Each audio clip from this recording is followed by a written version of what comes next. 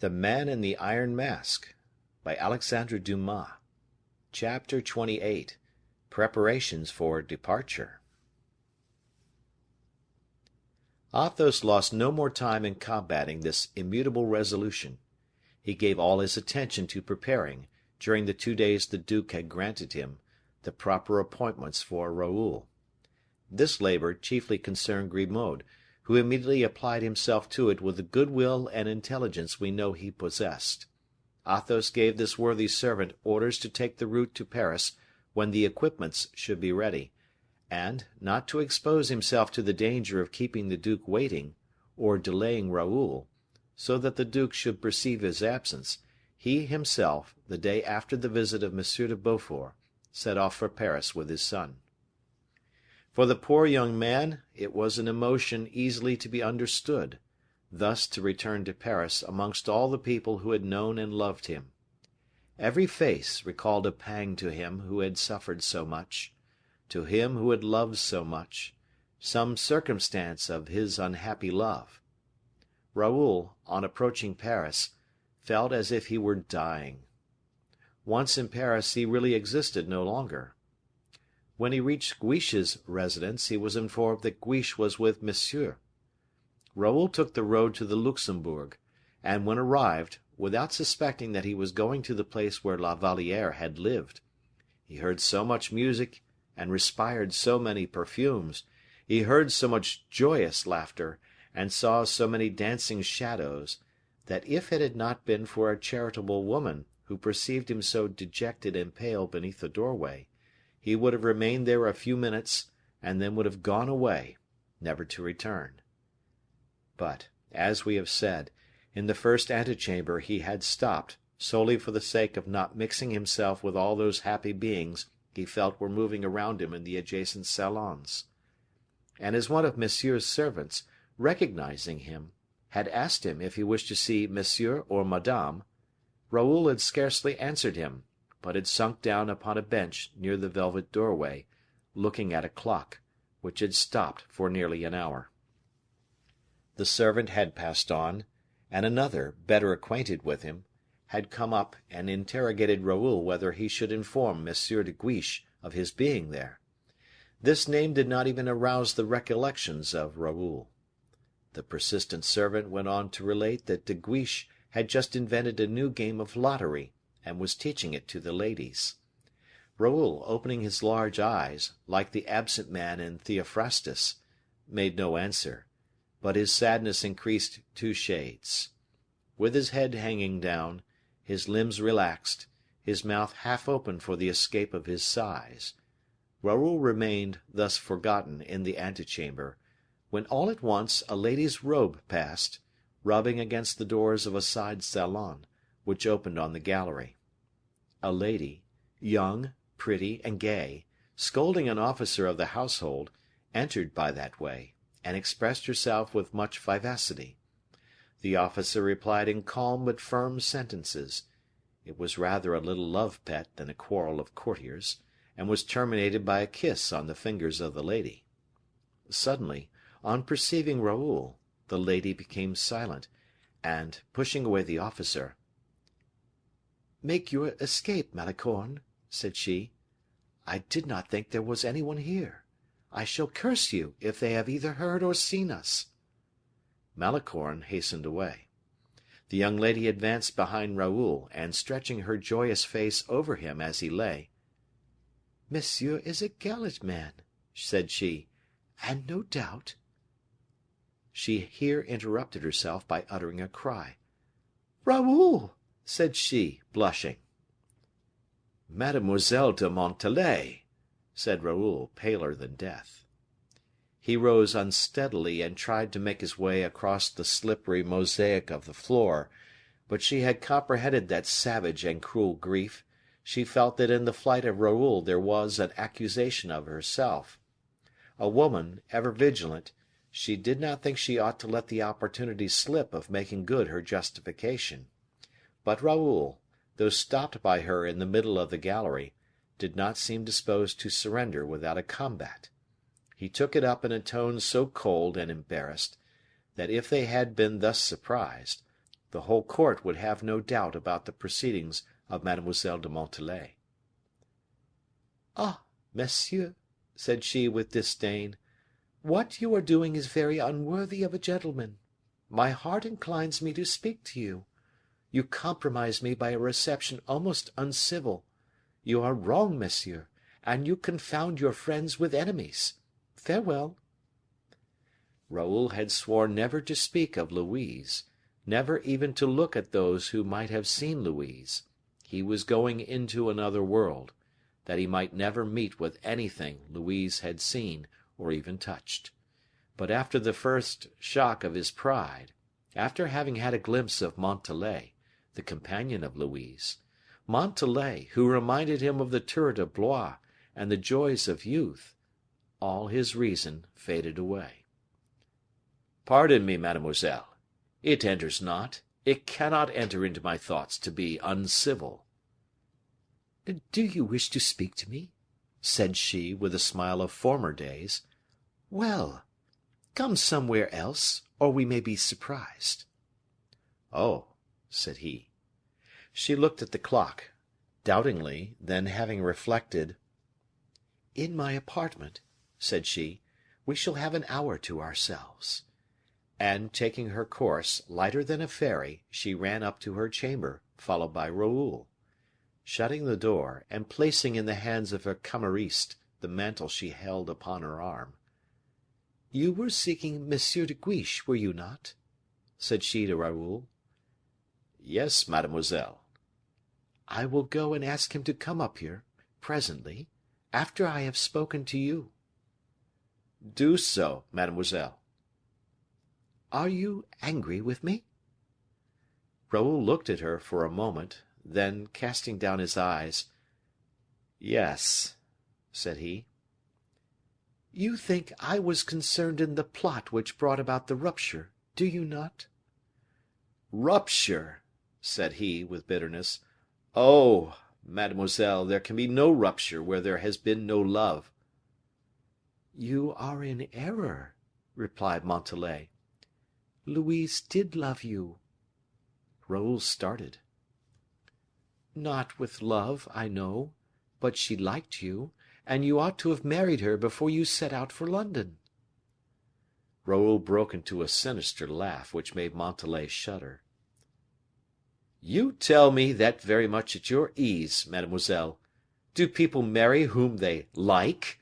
You forget that the king then kept for himself as his mistress her of whom we are speaking." "Listen," said the young woman, pressing the hands of Raoul in her own. "You were wrong in every way.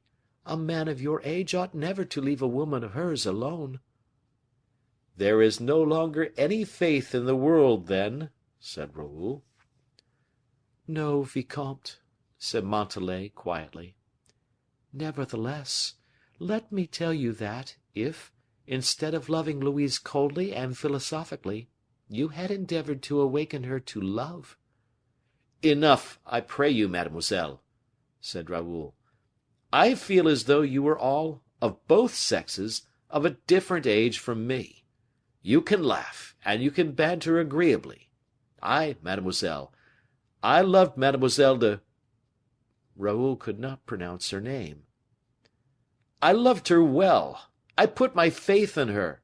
Now I am quits by loving her no longer."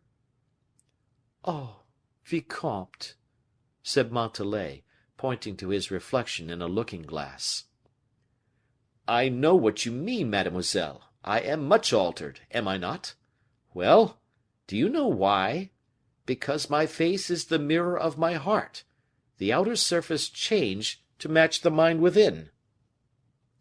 "You are consoled, then?" said Montalais, sharply. "No, I shall never be consoled." "I don't understand you, Monsieur de Bragelonne."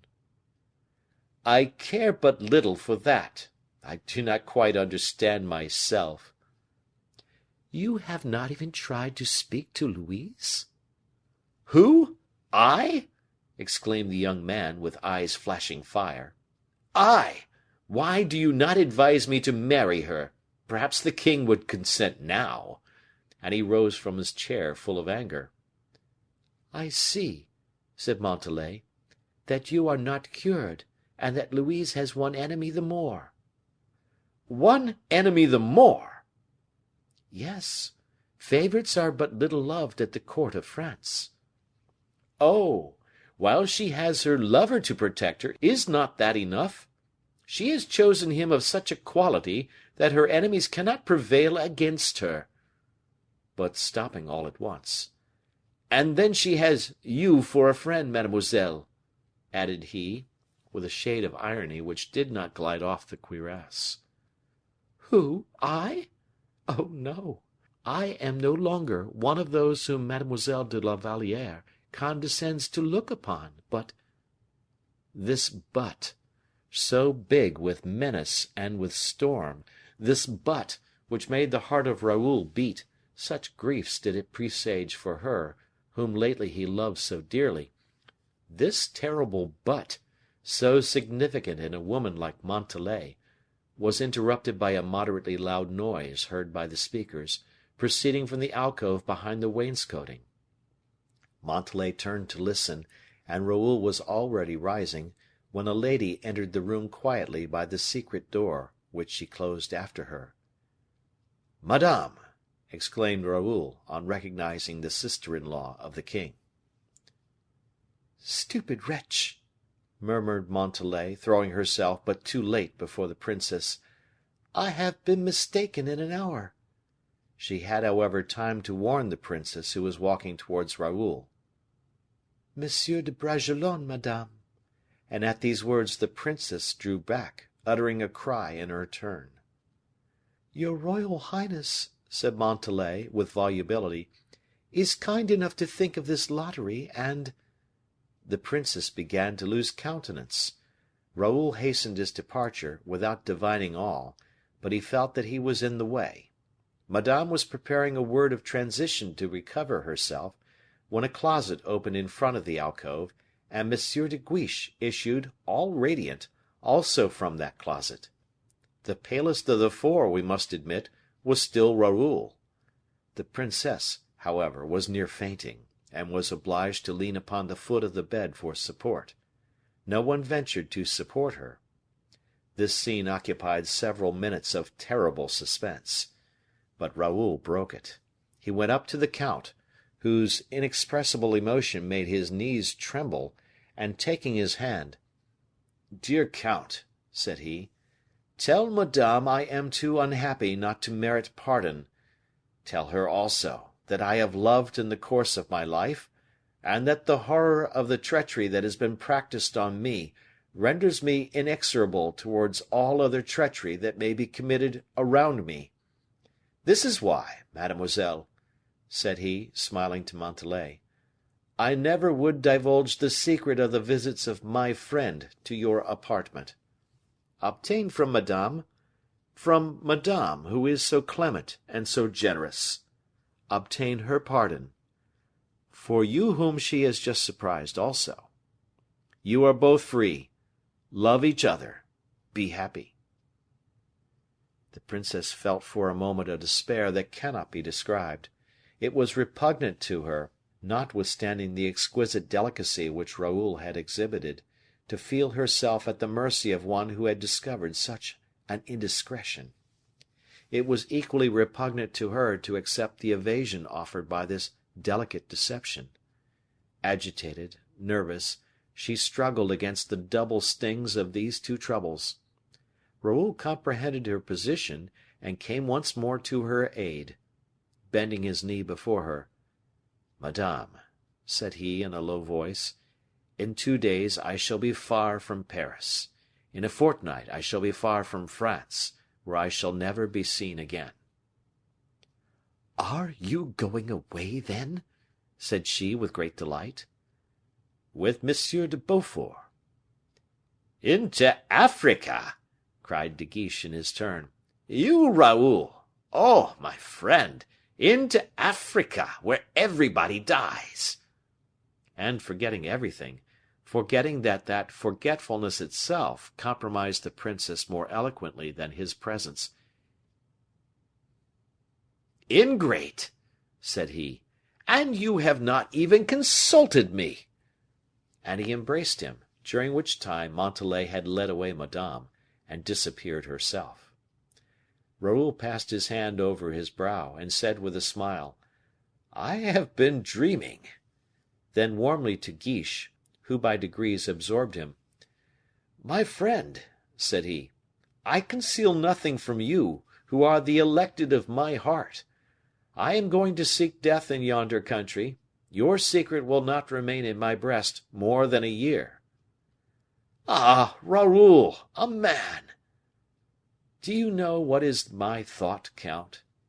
This is it: I shall live more vividly, being buried beneath the earth, than I have lived for this month past. We are Christians, my friend, and if such sufferings were to continue, I would not be answerable for the safety of my soul." De Guiche was anxious to raise objections. "Not one word more on my account," said Raoul. "But advice to you, dear friend. What I am going to say to you is of much greater importance." "What is that?" "Without doubt, you risk much more than I do, because you love." "Oh!" "It is a joy so sweet to me to be able to speak to you thus. Well, then, De Guiche, beware of Montalais." "What? Of that kind friend?" "She was the friend of her you know of. She ruined her by pride." "You are mistaken." "And now, when she has ruined her, she would ravish from her the only thing that renders that woman excusable in my eyes." "What is that?" "Her love." "What do you mean by that?" "I mean that there is a plot formed against her who is the mistress of the king, a plot formed in the very house of Madame." "Can you think so?" "I am certain of it." "By Montalais?" "Take her as the least dangerous of the enemies I dread for the other." "Explain yourself clearly, my friend, and if I can understand you—" "In 2 words. Madame has been long jealous of the king." "I know she has." "Oh, fear nothing. You are beloved. You are beloved, count. Do you feel the value of these 3 words? They signify that you can raise your head, that you can sleep tranquilly, that you can thank God every minute of your life. You are beloved. That signifies that you may hear everything, even the counsel of a friend who wishes to preserve your happiness. You are beloved, De Guiche, you are beloved. You do not endure these atrocious nights, those nights without end, which, with arid eye and fainting heart, others pass through who are destined to die. You will live long, if you act like the miser who, bit by bit, crumb by crumb, collects and heaps up diamonds and gold. You are beloved. Allow me to tell you what you must do that you may be beloved forever." De Guiche contemplated for some time this unfortunate young man, half mad with despair, till there passed through his heart something like remorse at his own happiness. Raoul suppressed his feverish excitement to assume the voice and countenance of an impassible man. "They will make her, whose name I should wish still to be able to pronounce, they will make her suffer. Swear to me that you will not second them in anything, but that you will defend her when possible, as I would have done myself." "I swear I will," replied De Guiche. "And," continued Raoul, "some day, when you shall have rendered her a great service, some day when she shall thank you, promise me to say these words to her: 'I have done you this kindness, madame, at the warm request of M. de Bragelonne, whom you so deeply injured.'" "I swear I will," murmured De Guiche. "That is all. Adieu. I set out tomorrow, or the day after, for Toulon. If you have a few hours to spare, give them to me." all!" cried the young man. "Thank you." "And what are you going to do now?" "I am going to meet M. le Comte at Planchet's residence, where we hope to find M. d'Artagnan." "M. d'Artagnan?" "Yes, I wish to embrace him before my departure. He is a brave man, who loves me dearly. Farewell, my friend. You are expected, no doubt. You will find me, when you wish, at the lodgings of the comte. Farewell." The two young men embraced. Those who chanced to see them both thus would not have hesitated to say, pointing to Raoul, "That is the happy man." End of chapter.